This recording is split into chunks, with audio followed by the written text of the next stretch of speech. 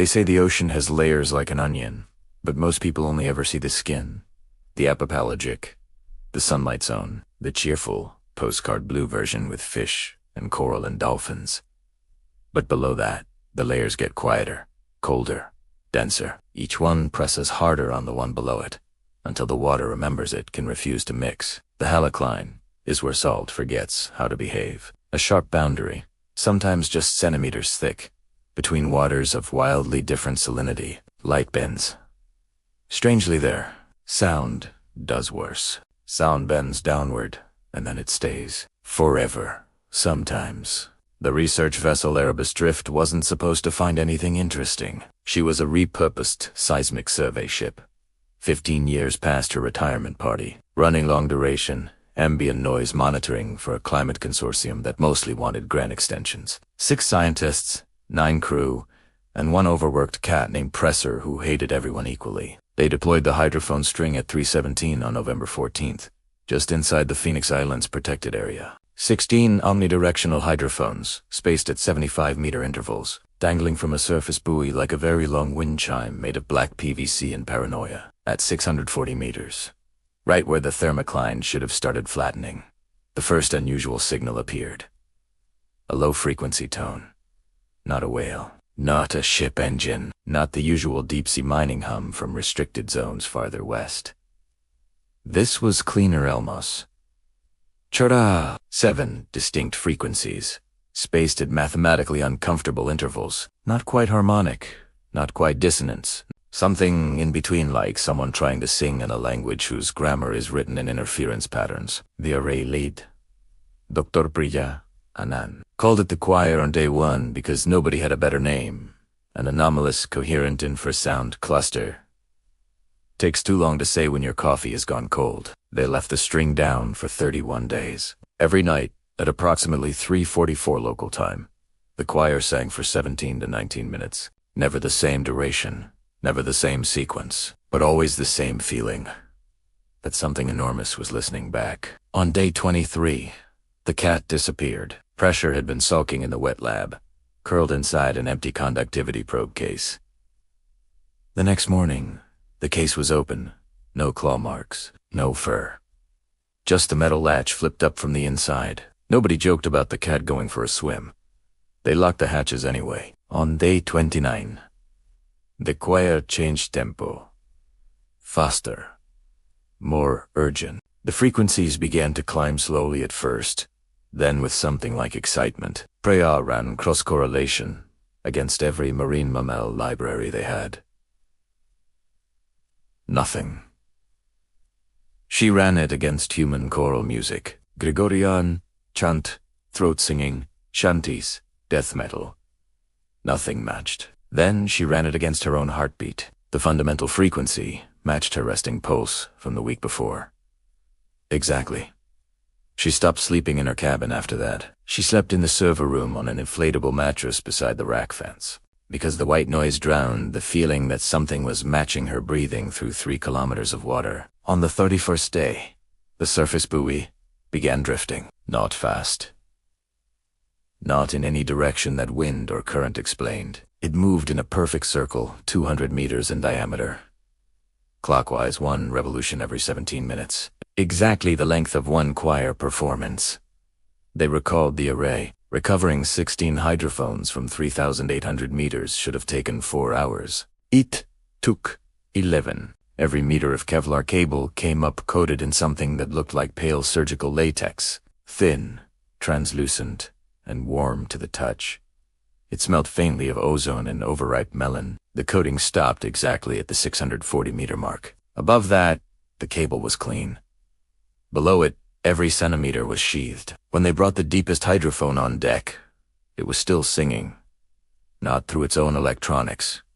The preamp was dead. The hydrophone element itself was vibrating. The casing flexed in and out like a lung. Priya killed power to the entire lab.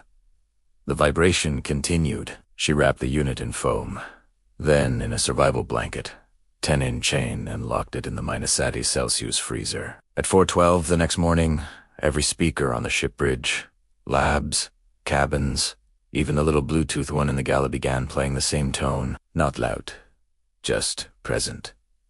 Everyone's phone alarm went off at once, not the default tone. The choir. Nobody had set that alarm. They tried to leave the area at flank speed. Erebus drifts. Diesels are old, but willing. They managed 16 knots for 90 minutes before the engines began to miss. Not a mechanical failure. Fuel starvation. Air in the lines, except the tanks were full. The filters were clean. The RPM gauges dropped in perfect synchrony with the choir's tempo. When the song sped up, the engines labored. When it slowed, they smoothed out. At 7:49, the starboard main seized completely. They drifted. No wind, no swell, just the slow clockwise circle the buoy had taught them. Priya went to the freezer at 8:20. The chain was on the floor. The survival blanket was folded neatly. The foam padding sat empty. Inside the Minasati chest, on glass shelves, meant for tissue samples, were footprints. Small. Bare. Wet. Wet. They led from the freezer door toward the forward bulkhead, where they simply stopped. No condensation trail after that. Just the prints, and the smell of overripe melon. They tried the satellite phone. No, the Alton! Just breathing. Slow. Patient. One inhalation every 17 seconds.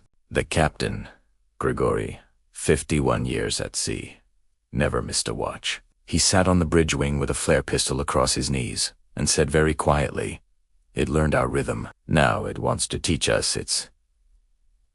At 14 o'clock, the sea went mirror flat, not calm. Flat, as though someone had pressed pause on the water itself. Then the Halocline rose. They could see it, a glassy lens beneath the hull, maybe 10 meters down, perfectly horizontal, stretching to every horizon. Light from the sky bent at the interface and came back wrong to yellow. Too slow. Things began crossing it. Not fish, not debris. Shapes, human-shaped, but moving wrong. Arms too long at the joints, heads tilted at angles necks shouldn't allow. They rose slowly through the boundary. When they breached the surface, they didn't splash. They simply became part of the air. One of them stood on the foredeck for almost 4 minutes, looking at the bridge windows. It wore Grigory's face. Exactly. Down to the small scar above the left eyebrow from a falling block in 2003. It didn't blink. It didn't breathe. It simply waited. When Grigory raised the flare pistol, it smiled with his own teeth and said, perfectly synced with his own voice from 20 years earlier, "Wrong rhythm, old man." The flare never left the barrel. The hammer fell. Nothing happened. The thing wherein Grigory's face turned and walked off the starboard rail. It didn't jump. It stepped and kept walking across water that no longer remembered how to support weight. One by one, the rest of the crew stopped moving. Not dead. Just paused. Priya was the last. She sat in the cum shack with every monitor showing the same image. The empty wet lab at 3:44 that morning. Pressure the cat stepping delicately out of the conductivity probe case. Stretching, then looking directly into the ceiling camera. The time stamp said 3:44. But the cat's eyes were wrong. They were Priya's eyes. She whispered into the dead microphone, "I'm sorry, we listened." From every speaker on the ship came the answer. Not words, just the next note of the choir. Higher this time. Clearer. Almost joyful. Erebus. Drifted in that perfect circle for another 17 days.